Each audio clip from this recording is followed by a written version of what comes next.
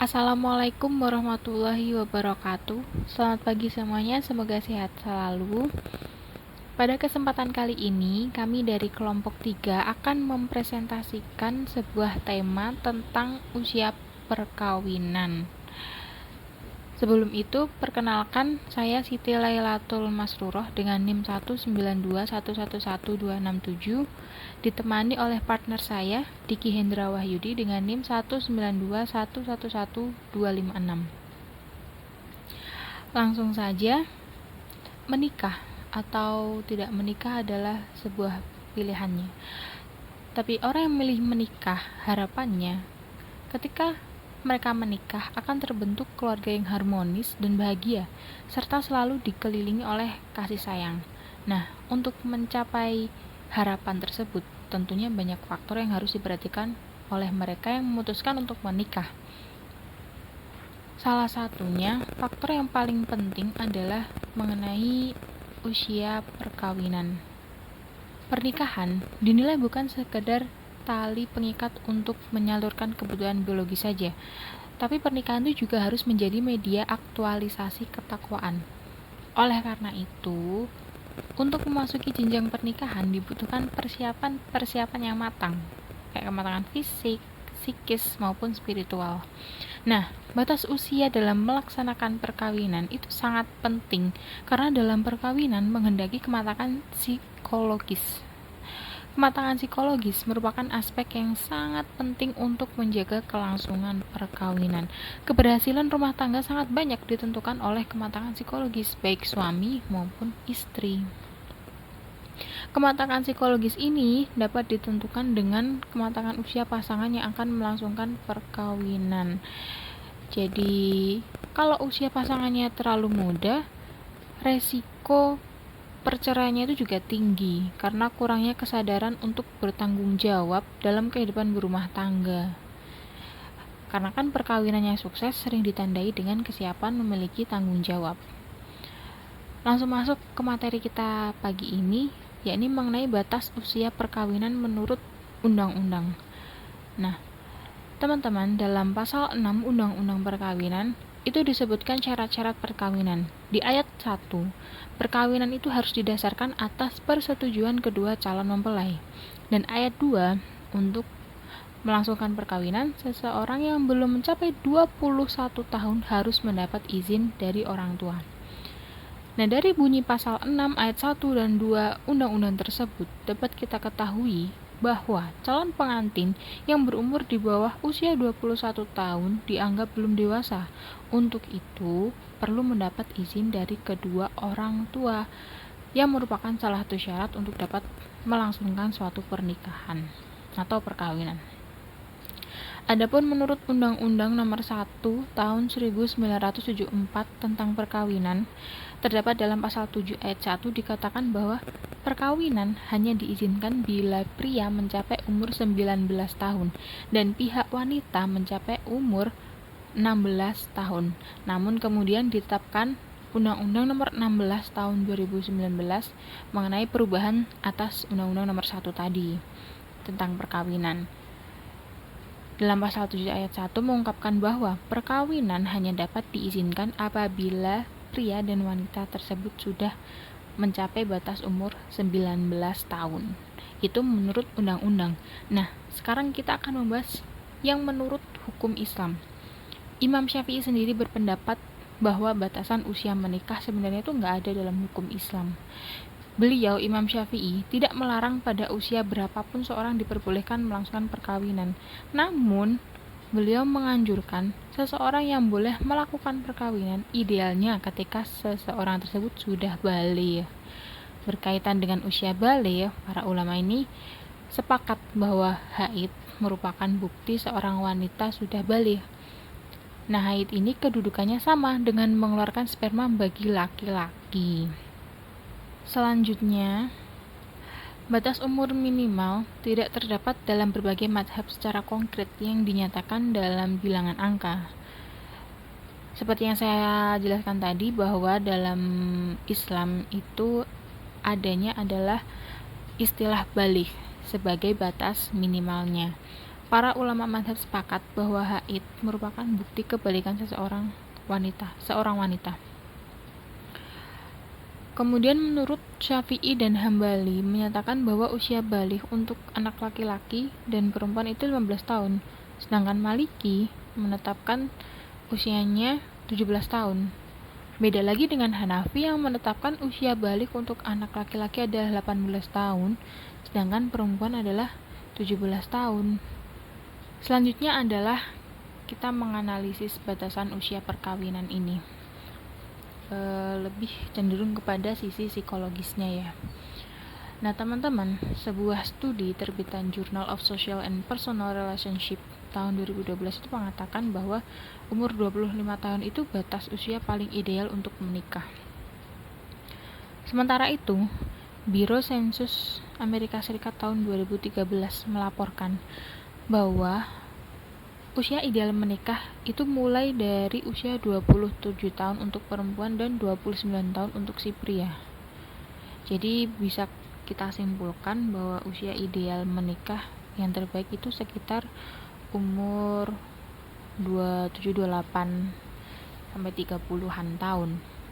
Nah, BKKBN itu Badan Kependudukan dan Keluarga Berencana Nasional, menilai usia ideal menikah untuk perempuan Indonesia seharusnya minimal 21 tahun.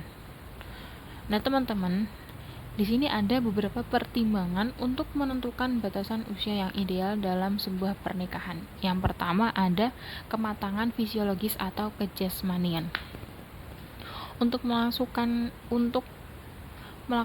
tugas akibat perkawinan, suami dan istri itu dibutuhkan keadaan kejasmanian yang cukup matang dan cukup sehat. Kalau kita kaitkan dengan Undang-Undang Nomor 1 tahun 1974 yang sebelum direvisi itu kan di sana dikatakan bahwa batas minimal usia untuk perempuan 16 tahun dan untuk pria 19 tahun.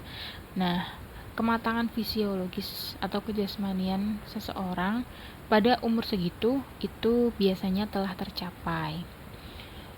Yang kedua ada kematangan psikologis. Dalam perkawinan dibutuhkan kematangan psikologis. Seperti yang kita ketahui bahwa banyak hal yang timbul dalam perkawinan yang membutuhkan pemecahannya dari segi kematangan psikologis. Nah, kematangan ini pada umumnya dicapai setelah umur 21 tahun. Dan yang ketiga, ada kematangan sosial, khususnya sosial ekonomi. Hal ini tuh diperlukan dalam perkawinan karena apa? Karena merupakan penyangga dalam memutar roda keluarga sebagai akibat dari perkawinan. Pada umur yang masih muda, pada umumnya, mereka tuh belum punya pegangan dalam hal sosial ekonomi. Jadi teman-teman, adanya batasan usia perkawinan ini dimaksudkan bahwa usia perkawinan itu menjadi bagian yang inherent dengan tujuan perkawinan dan menjiwai dasar perkawinan. Harapannya ke depannya nanti dapat meminimalisir konflik dalam rumah tangga, sehingga dapat kita ambil kesimpulan bahwa tujuan pokok ditetapkan usia adalah di samping sebagai fondasi yang digunakan untuk melaksanakan sebuah perkawinan bagi calon suami istri. Di situ juga terdapat nilai untuk menjaga kesehatan suami istri dan keturunannya. Oke teman-teman, mungkin penjelasan mengenai batasan usia saya cukupkan sampai di sini. Selanjutnya akan disampaikan oleh partner saya mengenai pernikahan dini.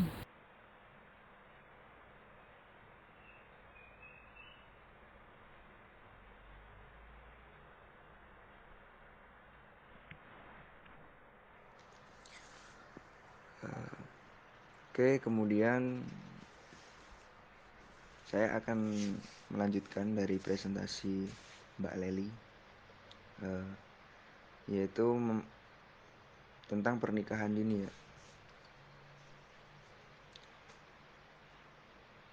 Yang kita ketahui itu pernikahan dini itu pernikahan yang masih bisa dikatakan itu pernikahan di bawah umur. Ada lagunya itu Pernikahan dini. Oke, lanjut. Eh, yang pertama kita masuk ke dalam pengertian dari pernikahan dini ya. Pernikahan dini merupakan fenomena yang terus-menerus terjadi dan semakin marak, apalagi ya, di masa pandemi COVID-19. Di daerah saya itu banyak eh, masih eh, masih sekolah, tapi mereka udah nikah. Ya pertama itu gara-gara hamil duluan. Ada juga yang ini faktor ekonomi, dijodohin. Lanjut. eh, jadi pernikahan dini itu memiliki dampak ya. Bisa mengakibatkan anak itu mengalami sebuah trauma yang mendalam karena banyaknya faktor penghambat seperti ya rusaknya reproduksi, kesehatannya terganggu, terus bisa saja jadi apa? Adanya KDRT di dalam rumah tangga. Soalnya kan sifat kedewasaan dari anak-anak kan belum. Soalnya kan masih anak. Anak itu kan dalam definisinya itu anak itu yang masih di bawah umur lah. Di bawah umurnya itu 18 tahun. Jadi belum. Eh, di dalam undang-undang mengenai perkawinan di bawah umur itu yang baru yang direvisi pada tahun 1974, nomor 1, yang disebutkan bahwa syarat untuk dapat melangsungkan adanya perkawinan bagi seorang laki-laki dan perempuan itu adalah sama-sama berusia 19 tahun. Jadi kalau belum 19 tahun itu jangan nikah dulu karena masa depan itu masih panjang. Sulitnya mencegah pernikahan dini atau maraknya pernikahan dini ini disebabkan adanya dispensasi yang diperbolehkan setiap seperti anak usia 16 tahun boleh menikah. Namun harus ada izin dari orang tua dan izin dari pengadilan setempat. Yang saya katakan tadi dari maraknya pernikahan atau perkawinan di bawah umur yang beritanya simpang siur banyak, itu yang jelas faktor ekonomi penyebabnya, faktor ekonomi, pendidikan juga, terus kepercayaan adat istiadat ya, kayak di Madura, terus Indramayu. Kalau Indramayu itu katanya bisa apa, meningkatkan derajat keluarganya. Ada lagi di Sulawesi Selatan. Terus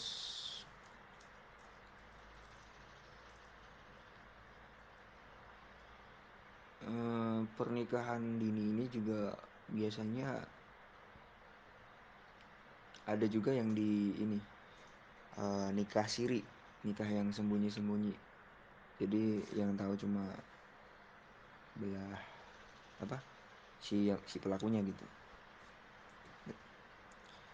Lanjut yang ketiga ya, dampak dari pernikahan lah.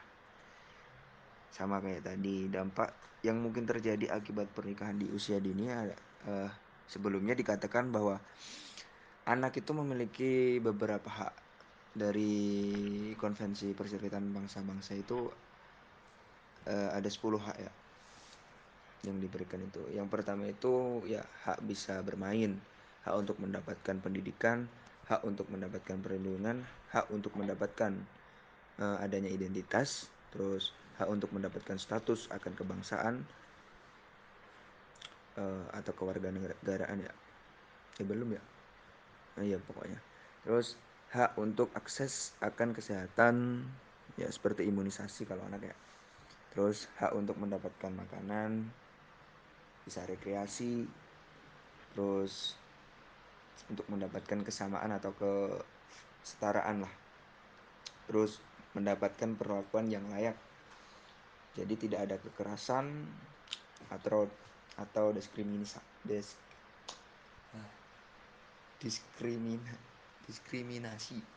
ya terhadap anak gitu, atau tindak kriminal kepada anak. Di dalam Undang-Undang Dasar Republik Indonesia itu juga ada tercantum dalam Undang-Undang Dasar 1945 yang mengatur tentang HAM, hak asasi manusia, dari pasal 27 sampai pasal 34. Ada hak untuk hidup, hak untuk pendidikan dan segala macamnya.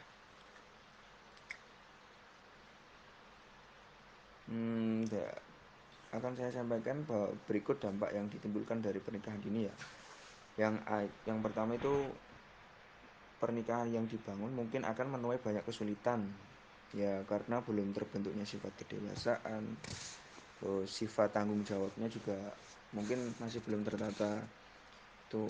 Terus dalam hal ini tuh yang paling banyak dirugikan itu si perempuan itu akan banyak menerima dampaknya ya, seperti resiko kematian saat mengandung dan atau sampai melahirkan, terus depresi, sampai ya bisa aja bunuh diri. Terus dampaknya itu juga dari hubungan seksualitas itu juga mungkin terkena penyakit HIV atau AIDS gitu.